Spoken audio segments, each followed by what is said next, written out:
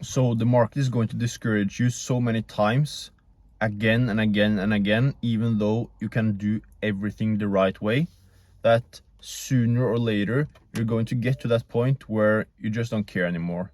Your trust in the market is really low, and that's actually when you start making profits.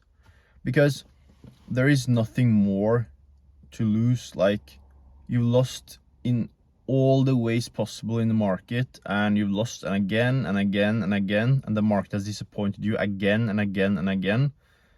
And at that point, you don't chase anything in the market anymore. The only thing you want to do is trade when conditions are good, and you want to manage risk properly. And you know that if you're going to be in this game long term, the only thing you can do is constantly learn and improve, and have a strict risk management and a consistent risk management, so that the market doesn't have the ability to ruin you mentally, to ruin your day, to ruin your week, because you realize that it's simply not worth it anymore to just take those trades that aren't that high probability and being mentally destroyed for the rest of the day, and especially seeing progress you've worked hard for getting wiped out. You actually get to the point where you realize that it's more important to protect your mental capital than your actual capital, and you realize the consequences of not doing so. And at that point, you realize that this is probably going to take some time. But that's actually when the funny thing happens, that it doesn't take that much time. You suddenly get a better understanding of the market and yourself.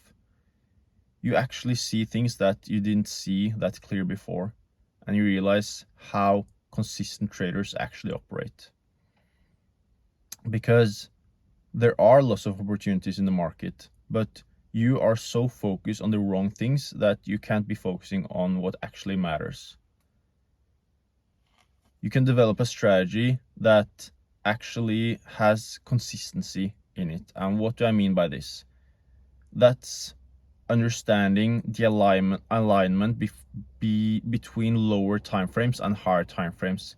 It's just like playing an instrument where you have chord progressions, and if you have the structure there and the rhythm there, then you can freestyle as much as you want. Think about the long, like when you hear a song, you have those long notes that last several seconds, and you have those short, like fast notes. As long as you play within structure, and as long as you actually have a rhythm and a chord progression, you can freestyle as much as you want. But as soon as you don't have that, then it's just noise. And it's the same in the market. If you go in, you don't align higher time frames and lower time frames, you don't understand the structure and the rhythm of the market, you can't freestyle, you can't do anything, it's just chaos. But once you understand how to align higher time frames and lower time frames, and the rhythm of the markets, and the swing highs and the swing lows, and how to actually trade with the trend, not against it, and the right timing to enter, all of that stuff, when you should enter, then trading becomes more clear to you, more simple, not easy, but more simple. And at that point, you actually have a strategy that works, because a lot of people struggle in trading because they stay disciplined for a long time, but they still don't win in the markets. And then sooner or later, they can't take it anymore, and they don't make the amount they want to make, they don't get the percentage they want that month, and eventually, let's say you break even for the month and it's the end of the month, then eventually, like, you don't see any like reward for being disciplined, for following your rules, and that's when you actually break them. But if you have a system that you trust and that works, then it's so much easier to not break those rules. If you're interested in my trading strategy, and not only the strategy, but how I actually view the markets, because a strategy in itself doesn't matter if you don't understand how to apply it. A lot of people want really mechanical, strict strategies, but again, doesn't always work in the market. You have to know the rhythm of the market, and that's actually way more important than the strategy. You have to understand the rhythm, you have to understand the alignment between lower time frames and higher time frames, and the timing as well. And the strategy is just like the top of the cake. The strategy isn't going to help you in itself.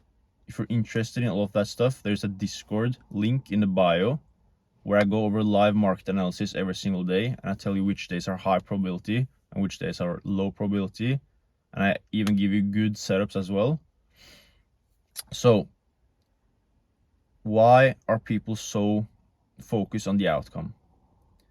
Think about in your life when you really wanted to achieve something, a result, whatever it was, and then you achieved it, and eventually it didn't matter that much.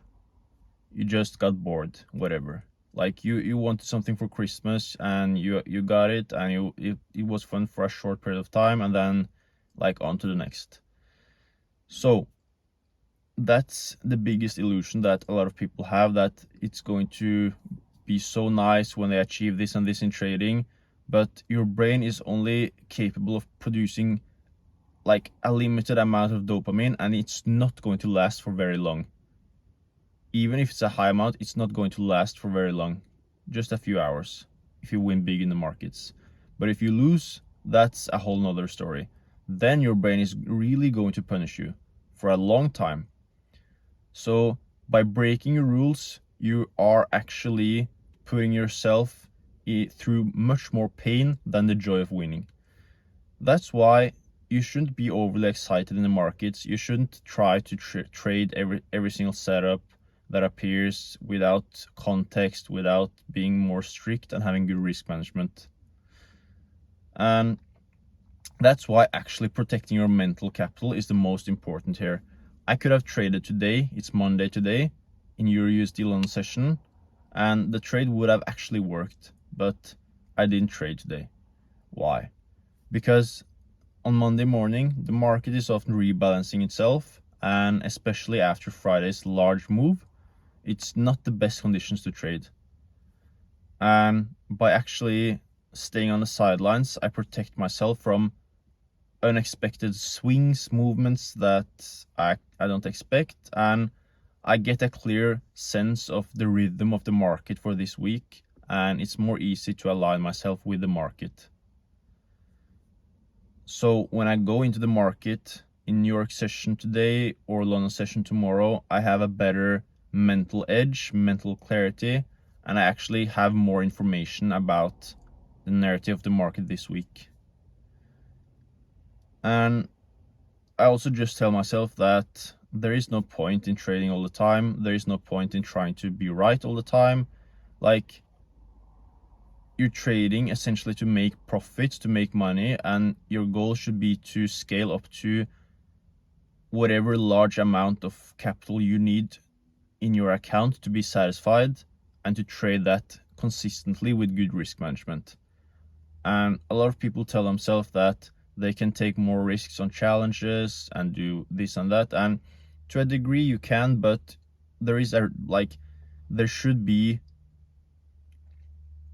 the risk shouldn't be in taking stupid setups. The risk should be in percentage.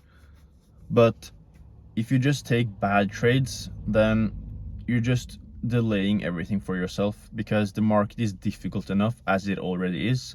So why would you try to like play on a harder like level when it's already as difficult as it is? It's just like playing a video game and trying to play on veteran instead of like beginner or intermediate, whatever. Like, you're just making it more difficult for yourself. Like, you have to scale up to that point slowly, because at some point you're going to be better in the market, you're going to have more knowledge, and you're going to get more opportunities, trade setups. But you can't force that by forcing setups. You can only get to that point by learning and backtesting and developing more outside of live trading. So that's what I would advise people to do, is to just protect their mental capital. Don't simply trade just to trade, and wait for those really good opportunities. Even if you make just 2% a week, at least that's like 8% a month.